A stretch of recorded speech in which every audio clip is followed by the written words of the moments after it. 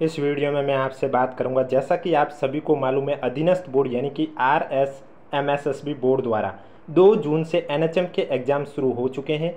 और इस वीडियो में मैं आपसे बात करने जा रहा हूं आज जो मॉर्निंग शिफ्ट में एग्ज़ाम आयोजित हुआ था NHM का ऑडियोलॉजिस्ट थेरेपिस्ट का एग्ज़ाम, उसमें पूछे गए प्रश्नों के बारे में चर्चा करने जा रहा हूं।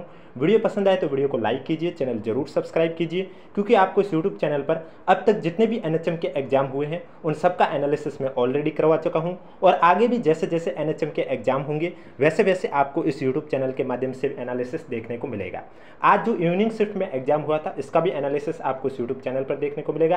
कल NHM का कोई भी एग्ज़ाम नहीं है, उसके बाद वापस से 8 तारीख से एग्ज़ाम शुरू हो जाएंगे, तो उनके भी एनालिसिस आपको एग्ज़ाम के साथ साथ देखने को मिलेंगे।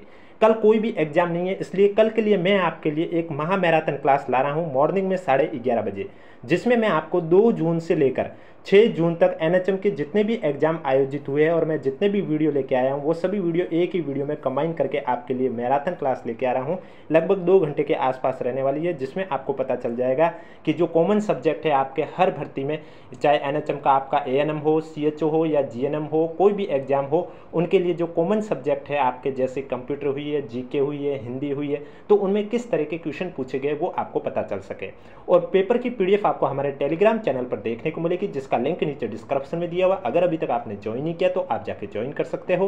बाकी वीडियो पसंद आए तो वीडियो को लाइक जरूर करें, क्योंकि जितना ज़्यादा आप वीडियो को लाइक दोगे हमें उतना ही अधिक मोटिवेट मिलेगा और उससे हम आपके लिए ऐसे ही कंटेंट बार बार लेके आते रहेंगे। तो चलिए, आज का जो मॉर्निंग शिफ्ट में एग्जाम हुआ था ऑडियोलॉजिस्ट थेरेपिस्ट का एग्जाम, उसमें पूछे गए प्रश्नों के बारे में चर्चा करते हैं। क्वेश्चन नंबर फर्स्ट है आपके सामने, किस कंपनी ने शुद्ध शून्य उत्सर्जन लक्ष्य का समर्थन करने के लिए भारत का पहला हाइड्रोजन ट्रक परीक्षण शुरू किया है?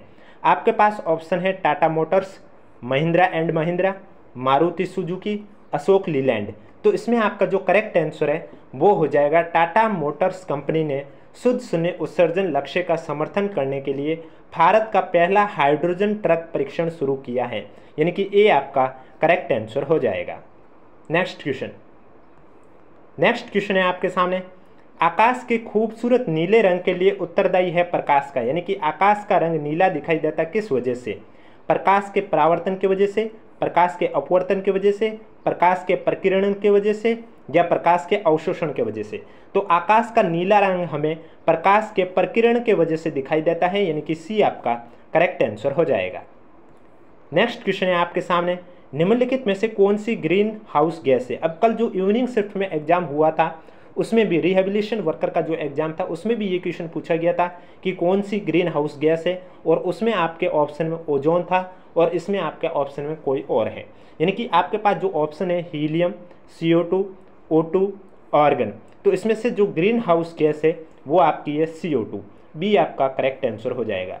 तो हो सकता है आगे और भी एग्जाम में पूछ ले कि निम्नलिखित में से ग्रीन हाउस कौन सी है। अब जैसे ग्रीन हाउस में ओजोन का नाम आ चुका है, CO2 का नाम आ चुका है, अब पीछे बचे और गैस का ऑप्शन आपको देखने को मिल जाए, जैसे कि मेथेन हुआ, CH4, ये भी आपके ग्रीन हाउस गैस है। ओजोन मैंने कह दिया, O3, H2O भी ग्रीन हाउस गैस है, N2O नाइट्रस ऑक्साइड भी आपके ग्रीन हाउस गैस है, CO2 है ही। तो ये सभी चीज़ें आपकी ग्रीन हाउस गैस है। तो हो सकता है आगे एग्जाम में आपके CH4, H2O, N2O या CO2 का हो चुका है, इन तीन में से कोई भी एक देखने को मिल सके। नेक्स्ट क्वेश्चन है आपके सामने, टेलीग्राफिक भाषण है वो क्या है? आपके पास ऑप्शन है ग्रीन हाउस गैस, हाँ तीसरा क्वेश्चन हो चुका है। टेलीग्राफिक भाषण क्या है? आपके पास ऑप्शन है संक्षिप्त लेकिन व्याकरणिक रूप से सही भाषण, भाषण जो भाषण ध्वनि त्रुटियों से भरा है, वाणी जिसका कोई मतलब ना हो, भाषण जो कुछ व्याकरणिक विशेषताओं को छोड़ देता है। तो टेलीग्राफिक भाषण है वो क्या है? टेलीग्राफिक भाषण है संक्षिप्त यानी शॉर्ट में होता है, लेकिन व्याकरणिक रूप से सही भाषण होता है, यानी कि ए आपका करेक्ट आंसर हो जाएगा। नेक्स्ट क्वेश्चन है आपके सामने, किस उम्र में एक बच्चा आमतौर पर मामा या दादा या बाय जैसे सरल शब्द कहना शुरू कर देता है? 4 से 6 महीने की उम्र में, 7 से 12 महीने की उम्र में, 13 से 18 महीने की उम्र में, 19 से 24 महीने की उम्र में? तो इसमें जो आपका करेक्ट आंसर है वो हो जाएगा 13 से 18 महीने की उम्र में एक बच्चा आमतौर पर मामा हुआ, दादा हुआ जैसे सरल शब्द है वो कहना शुरू कर देता है, यानी कि जो करेक्ट आंसर है वो आपका हो जाएगा सी, आपका राइट आंसर हो जाएगा। नेक्स्ट क्वेश्चन है आपके सामने, चोरी चोरा घटना के कारण गांधी जी ने कौन सा आंदोलन स्थगित कर दिया। अब मैंने आपको पहले भी कहा था कि जीके मैं आपके लिए एक वीडियो लेके आया था जिसमें मैंने आपको अभी तक पेपर हुए उनके एनालिसिस के आधार पर बताया कि कौन से टॉपिक से बार बार क्वेश्चन आ रहे हैं। तब मैंने आपको कहा जो आंदोलन है वो आप पढ़ लीजिए, उनमें से आपका हर शिफ्ट में क्वेश्चन बनता है और आप इसी शिफ्ट में भी देख सकते हैं क्वेश्चन बन चुका है। आपके सामने पूछा है कि चोरी चोरा घटना है, चोरी चोरा घटना के कारण गांधी जी ने कौन सा आंदोलन है वो स्थगित कर दिया था। आपके पास ऑप्शन है खेड़ा सत्याग्रह, भारत छोड़ो आंदोलन, सविनय अवज्ञा आंदोलन या असहयोग आंदोलन। तो मैं आपको बता देता हूं कि चोरी चोरा घटना के कारण गांधी जी ने असहयोग आंदोलन है वो स्थगित कर दिया गया। अब ये आंदोलन कब हुए वो भी आपको पता होना चाहिए, जैसे असहयोग आंदोलन 1920 में हुआ था, सविनय अवज्ञा आंदोलन 1930 में हुआ था, भारत छोड़ो आंदोलन 1942 में हुआ था और खेड़ा सत्याग्रह है ये आपके 1918 में हुआ। तो हो सकता है अगले किसी पेपर में आपको ऑप्शन से क्वेश्चन देखने को मिल जाए, कोई आंदोलन का पूछ ले कि कौन सा आंदोलन कब हुआ था। नेक्स्ट क्वेश्चन, 1888 ईस्वी में कांग्रेस के इलाहाबाद अधिवेशन में निम्न में से किसने राजस्थान का प्रतिनिधित्व नहीं किया है। अब कांग्रेस अधिवेशन से भी हर शिफ्ट से क्वेश्चन बन रहे हैं। आपके पास ऑप्शन है गोपीनाथ माथुर, किशनलाल, गिरधर शर्मा, हरविलास शारदा। तो इनमें से गोपीनाथ माथुर, किशनलाल और हरविलास शारदा ये तीनों तो 1888 का जो कांग्रेस का इलाहाबाद अधिवेशन था इनमें राजस्थान का प्रतिनिधित्व किया था, लेकिन गिरधर शर्मा ने राजस्थान का प्रतिनिधित्व नहीं किया था। सी आपका करेक्ट आंसर हो जाएगा। और वीडियो पसंद आ रहा है तो एक बार वीडियो को लाइक जरूर करें, चैनल जरूर सब्सक्राइब करें। पेपर की पीडीएफ आपको हमारे टेलीग्राम चैनल पर देखने को मिलेगी जिसका लिंक नीचे डिस्क्रिप्शन में दिया हुआ है। देखो जितना ज़्यादा आप वीडियो को लाइक दोगे उतने ही हम अधिक मोटिवेट होंगे और आपके लिए ऐसी एग्जाम जैसे जैसे NHM के आयोजित होंगे वैसे वैसे आपको पेपर एनालिसिस देखने को मिलेगा। निम्नलिखित में से कौन सा परंपरागत ऊर्जा स्रोत है। ज्वारीय ऊर्जा, भूतापीय ऊर्जा, परमाणु ऊर्जा, जल विद्युत ऊर्जा। तो इनमें कौन सा परंपरागत ऊर्जा स्रोत है, तो आपका राइट आंसर हो जाएगा परमाणु ऊर्जा आपका परंपरागत ऊर्जा स्रोत है। सी आपका करेक्ट आंसर हो जाएगा। नेक्स्ट क्वेश्चन बहुत ही अच्छा क्वेश्चन है, हो सकता है आगे किसी कंपटीशन और में आपको देखने को मिल जाए, पटवारी हुआ, वीडियो एग्जाम हुआ, उनमें देखने को मिल जाए कि तुर्जी का झालरा है ये कहाँ पर स्थित है। आपके पास ऑप्शन है झालावाड़, जोधपुर, जयपुर, झुंझुनू। तो तुर्जी का झालरा आपके जोधपुर में स्थित है। बी आपका करेक्ट आंसर हो जाएगा। नेक्स्ट क्वेश्चन कंप्यूटर से पूछा गया क्वेश्चन है कि एक प्रोग्राम है जो कंप्यूटर हार्डवेयर को प्रबंधित करता है, वो प्रोग्राम क्या कहलाता है। आपके पास ऑप्शन है डेटाबेस, ऑपरेटिंग सिस्टम, सर्वर या स्टोरेज। तो मैं आपको बता देता हूँ ऑपरेटिंग सिस्टम जो है,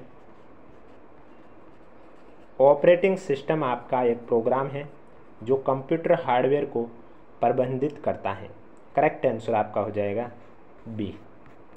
नेक्स्ट क्वेश्चन है आपके सामने, कंप्यूटर का क्वेश्चन है कि डेटाबेस टेबल में एक रो के लिए उपयोग किए जाने वाला दूसरा शब्द क्या है। रो यानी पंक्ति और कॉलम यानी स्तंभ। तो यहाँ पूछा रो यानी कि पंक्ति के लिए दूसरा शब्द उपयोग किया जाता है, वो कौन सा है। आपके पास ऑप्शन है विशेषता, फील्ड, रिकॉर्ड, टेबल। तो इसमें आपका जो करेक्ट आंसर है वो हो जाएगा डेटाबेस टेबल में एक रो के लिए उपयोग किया जाने वाला दूसरा शब्द है रिकॉर्ड, यानी कि सी आपका करेक्ट आंसर हो जाएगा।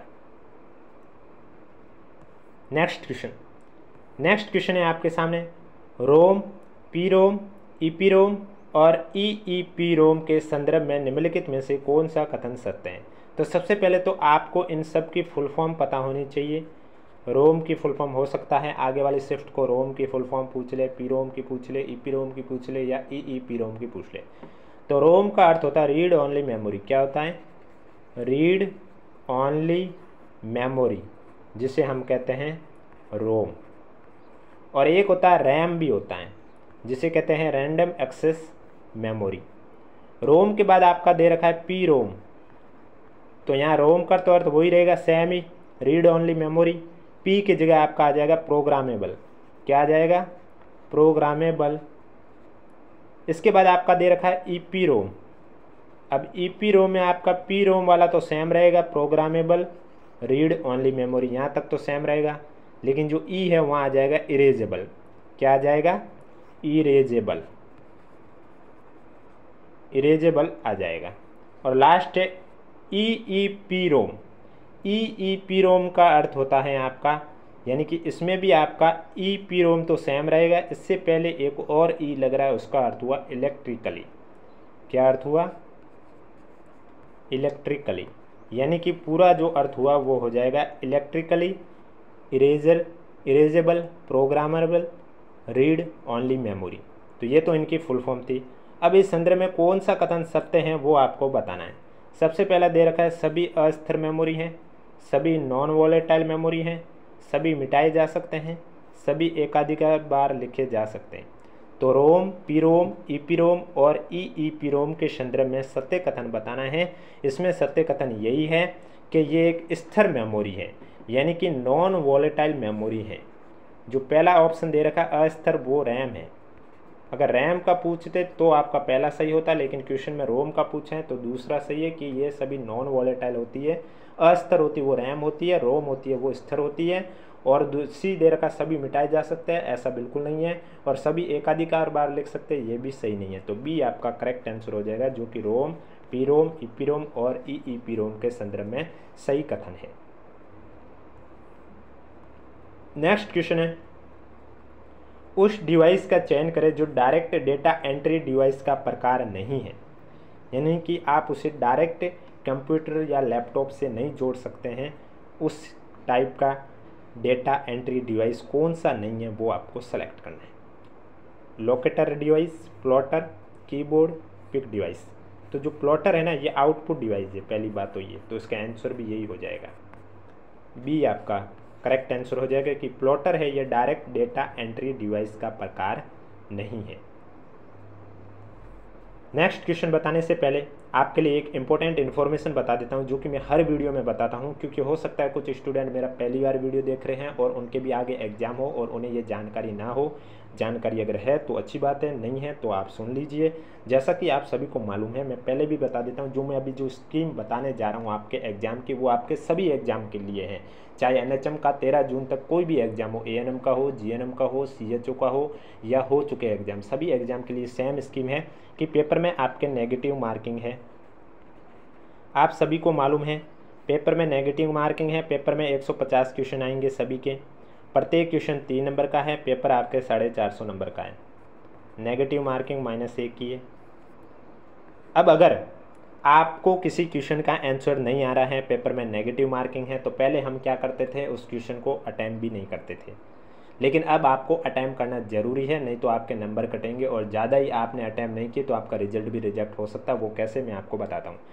अगर आपने किसी भी क्वेश्चन में, जैसे कि आपको मालूम है, अब आपको ओमर शीट में 5 ऑप्शन देखने को मिलते हैं, 1 2 3 4 5।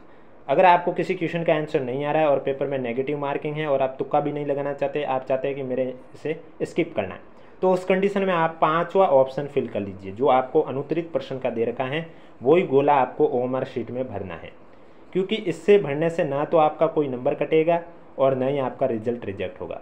अगर आपने ऐसा कोई क्वेश्चन है जिसमें एक भी गोला नहीं भरा, ना तो पहला भरा, ना दूसरा भरा, ना तीसरा भरा, ना चौथा भरा और ना 5वां भरा, उस कंडीशन में उस क्वेश्चन का 1/3 भाग आपका काट लिया जाएगा। और ऐसे अगर प्रश्नों की संख्या आपके क्वेश्चन नंबर के 10% से ज़्यादा हुई, यानी कि पेपर में 150 क्वेश्चन है, इसके 10% होते हैं 15, यानी कि 15 से ज़्यादा ऐसे क्वेश्चन हो गए जिसमें आपने एक भी गोला नहीं भरा 5 में से, तो आपका रिजल्ट है वो रिजेक्ट हो जाएगा। और अगर 15 से कम ऐसे क्वेश्चन की संख्या हुई, 10, 11, 9, 8, 7, तब उस कंडीशन में आपका पर क्वेश्चन 1/3 के हिसाब से नंबर कटने शुरू हो जाएंगे। इसलिए अगर आपको किसी क्वेश्चन का आंसर नहीं आ रहा है और आप नहीं चाहते कि मैं इसमें तुक्का लगाऊं, तो उस कंडीशन में आप 5वां ऑप्शन फिल कर लीजिए, जिससे ना तो आपका नंबर कटेंगे और ना ही आपका रिजल्ट रिजेक्ट होगा। ये थी इंपॉर्टेंट इन्फॉर्मेशन। तो चलिए अब बात करते हैं नेक्स्ट क्वेश्चन की। और जैसा कि मैंने अभी आपको वीडियो की स्टार्टिंग में भी बताया है कि कल मॉर्निंग में मैं आपको 11:30 बजे एक महामैराथन क्लास लेके आ रहा हूँ, जिसमें आज तक जितने भी NHM के एग्जाम हुए 2 जून से लेकर 6 जून के बीच में, क्योंकि कल आपका कोई एग्जाम नहीं है NHM का, तो 2 से लेकर 6 जून तक जितने भी एग्जाम हुए वो सभी वीडियो आपको एक ही क्लास में देखने को मिलेंगे और वो कल मॉर्निंग में 11:30 बजे देखने को मिलेंगे। इसलिए अगर अभी तक आपने चैनल सब्सक्राइब नहीं किया तो चैनल जरूर सब्सक्राइब करें, नोटिफिकेशन भी ऑन रखें। और PDF के लिए अगर अभी तक आपने हमारा टेलीग्राम चैनल ज्वाइन नहीं किया है तो लिंक नीचे डिस्क्रिप्शन में दिया हुआ है। नीमराना औद्योगिक क्षेत्र के अतिरिक्त राजस्थान में रिको के द्वारा कहां पर जापानी जोन स्थापित किया गया? जीके का क्वेश्चन आया है। आपके पास ऑप्शन है बोरानाडा जोधपुर, गिलोट औद्योगिक क्षेत्र जो कि अलवर में है, तिवरी जोधपुर, खुसखेड़ा औद्योगिक क्षेत्र भिवाड़ी। तो आपको मालूम है राजस्थान में रिको के द्वारा जापानी जोन है वो नीमराना में तो स्थापित है, लेकिन नीमराना औद्योगिक क्षेत्र के अतिरिक्त और बात करें तो आपका हो जाएगा गिलोट औद्योगिक क्षेत्र जो कि अलवर में स्थित है, वहाँ पर जापानी जोन रिको के द्वारा स्थापित किया गया है। बी आपका करेक्ट आंसर हो जाएगा। नेक्स्ट क्वेश्चन है आपके सामने, कौन से वर्ष में जलवायु परिवर्तन पर राष्ट्रीय कार्य योजना भारत सरकार द्वारा शुरू की गई है?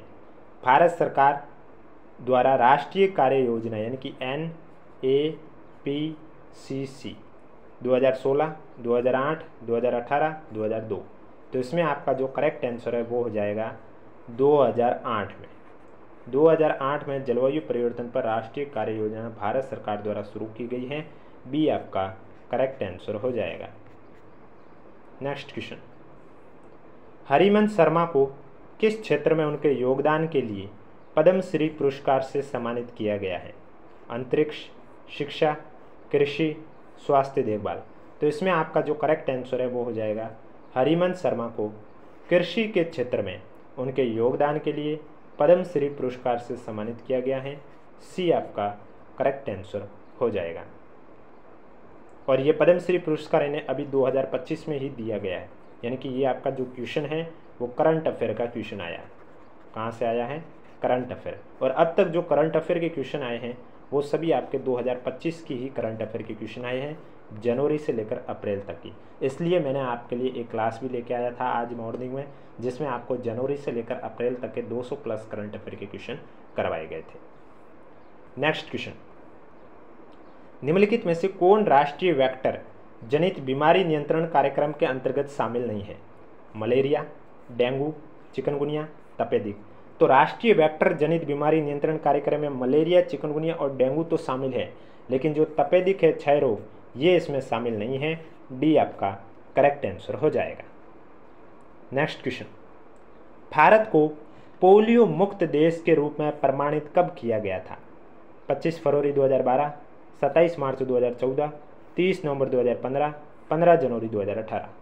तो इसमें आपका जो करेक्ट आंसर हो जाएगा कि भारत को पोलियो मुक्त देश के रूप में प्रमाणित किया गया था 27 मार्च 2014 को किया गया था, यानी कि बी आपका करेक्ट आंसर हो जाएगा।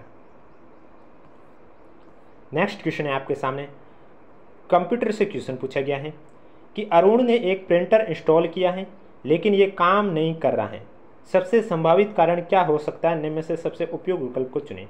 यानी कि अरुण ने एक प्रिंटर ले लिया, उसे इंस्टॉल किया, लेकिन वो काम क्यों नहीं कर रहा, उसके पीछे का कारण क्या हो सकता है?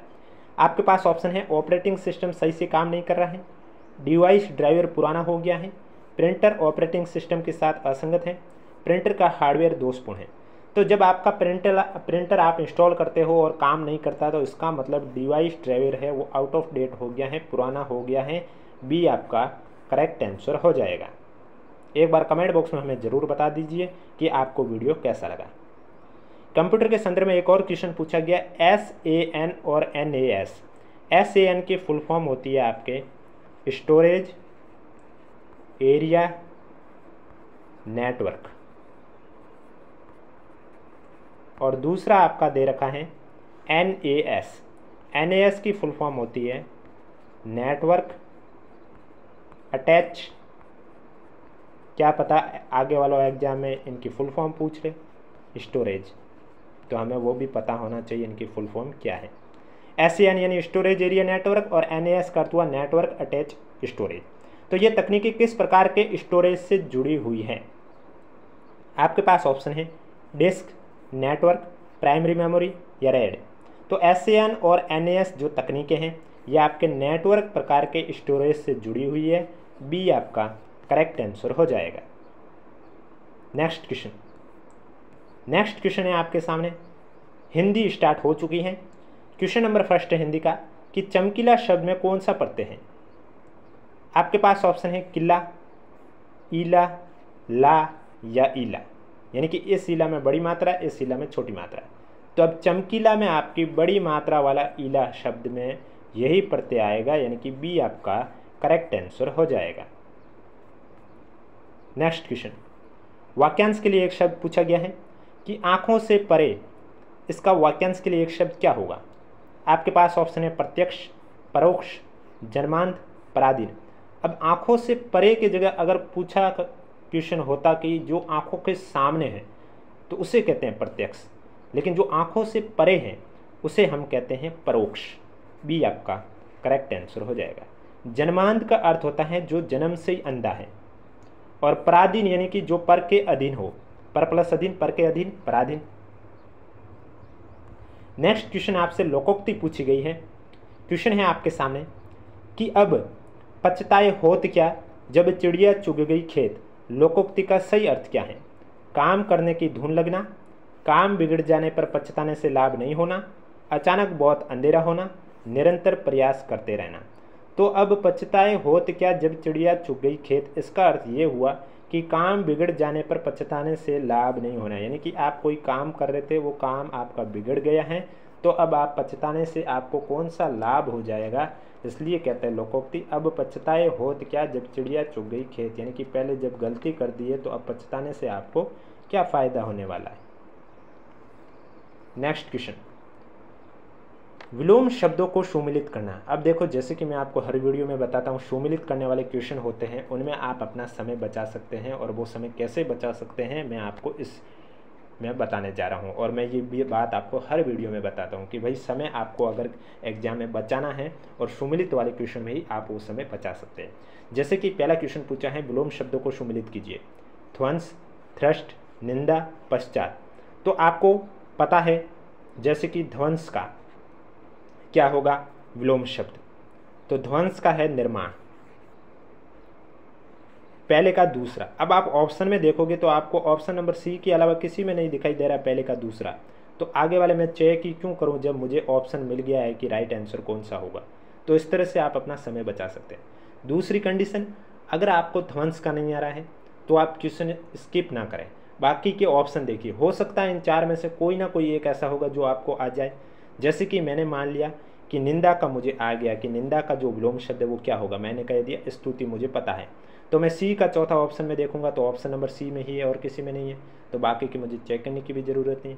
इस तरह सुमिलित करने वाले जो क्वेश्चन होते हैं, अगर पहले ऑप्शन से आपको आ रहा है और वो आपके मैच हो रहा है ऑप्शन में, फिर और ज़्यादा ऑप्शन नहीं है, वो एक ही ऑप्शन है, तो आप बाकी चेक ही न कीजिए। और अगर आपको लग रहा है कि पहला दूसरा अजीब नाम है तो क्वेश्चन को स्किप कर दो, ऐसा बिल्कुल ना करें। बाकी वाले भी दो ऑप्शन देख लीजिए, हो सकता है उनमें से कोई आपको एक पता चल जाए और वो आपके ऑप्शन के अकॉर्डिंग सही बैठ जाए। और धृष्ट का क्या होता है विनीत, और पश्चात का होता है पूर्व। तो पश्चात का तो पूर्व लगभग सभी को पता होता है विलोम शब्द क्या होता है, तो डी का ही तीसरा देख लीजिए आप, ऑप्शन नंबर सी के अलावा किसी में नहीं है। तो इस तरह से आप अपने क्वेश्चन है वो सॉल्व कर सकते हैं और समय को भी बचा सकते हैं। नेक्स्ट क्वेश्चन है अशुद्धि का क्वेश्चन है कि अशुद्ध वर्तनी वाला शब्द कौन सा है, युधिष्ठिर, कर्तगन, स्थायी, ऐच्छिक। तो इसमें जो ये ऐच्छिक दे रखा है यह अशुद्ध है। क्यों, ये इसलिए अशुद्ध है क्योंकि जो च है चम्मच वाला उसकी आधी मात्रा इसमें नहीं लगी हुई है, इस वजह से ये अशुद्ध हो गया है। जो मैंने अभी आपको ऐच्छिक बताया ये इसका शुद्ध वर्ड, इसका मतलब जो करेक्ट आंसर है वो आपका हो गया डी। अगर वीडियो पसंद आ रहा है तो एक बार वीडियो को लाइक भी कर लीजिए, चैनल भी जरूर सब्सक्राइब कर लीजिए, क्योंकि आगे भी एनएचएम के एग्जाम पेपर होने हैं तो उनका भी एनालिसिस आपको इस यूट्यूब चैनल के माध्यम से बताया जाएगा। निम्नलिखित में से किस शब्द का संधि विच्छेद अशुद्ध है। संयोग का लिखा हुआ शम प्लस योग, सच्चिदानंद का लिखा हुआ सत प्लस चिदानंद, सन्निकट का लिखा हुआ सन प्लस निकट, जग जननी का लिखा हुआ जगत प्लस जननी। तो संयोग का तो सही है सम प्लस योग, सच्चिदानंद का भी सही है सत प्लस चिदानंद, सन्निकट का सन प्लस निकट गलत है, क्योंकि सन के जगह यहाँ सम होता तो सही होता, सम प्लस निकट ये होता है सन्निकट का संधि विच्छेद। जगत प्लस जननी जग जननी एकदम सही है, तो करेक्ट आंसर आपका सी हो जाएगा जो कि संधि विच्छेद अशुद्ध है। नेक्स्ट क्वेश्चन आपके सामने है शब्द का विग्रह सही कौन सा नहीं है। निम्नलिखित में से किस शब्द का विग्रह सही नहीं है। लंबोदर में लंबा है उदर जिसका, लंबा उदर किसका है, गणेश जी का। विद्यालय में लिखा हुआ विद्या में आले, आजीवन का लिखा हुआ जब तक जीवन है। दोपहर का लिखा हुआ दो पैरों का समूह, दो पैरों का समूह दोपहर सही है, जब तक जीवन है आजीवन सही है, लंबा है उदर जिसका सही है। लेकिन विद्यालय में आले गलत है, क्योंकि विद्यालय का जो संधि विच्छेद विद्या के लिए जो शब्द विग्रह है, शब्द का जो विग्रह होगा वो विद्या के लिए आले होता है, न कि विद्या में आले। विद्या के लिए आले, तो करेक्ट आंसर हो जाएगा विद्या के लिए आले। बी आपका अशुद्ध शब्द है जो कि सही नहीं है, शब्द का विग्रह है वो सही नहीं है। बी आपका करेक्ट आंसर हो जाएगा। नेक्स्ट क्वेश्चन है, 2 कॉलम दे रखे हैं, आपका मुहावरा है। अब आपको सभी को मालूम है आँखों का तारा, हम छोटी क्लास से पढ़ते आ रहे हैं, बहुत प्यारा होता है जिसे हम कहते हैं, उसका मुहावरे का अर्थ होता है आँखों का तारा बहुत प्यारा। अब आप देखो ऑप्शन में, यहाँ पर बहुत प्रिय व्यक्ति लिखा हुआ है, यानी कि पहले का तीसरा। अब मैं ऑप्शन में देखूंगा पहले का तीसरा, मुझे एक ही ऑप्शन सी में दिखाई दे रहा है, बाकी किसी में दिखाई नहीं दे रहा, तो मैं बाकी के ऑप्शन चेक ही क्यों करूँ, मैं डायरेक्ट सी पे टिक कर दूंगा। इससे मेरा समय भी बच जाएगा और क्वेश्चन भी सॉल्व हो गया।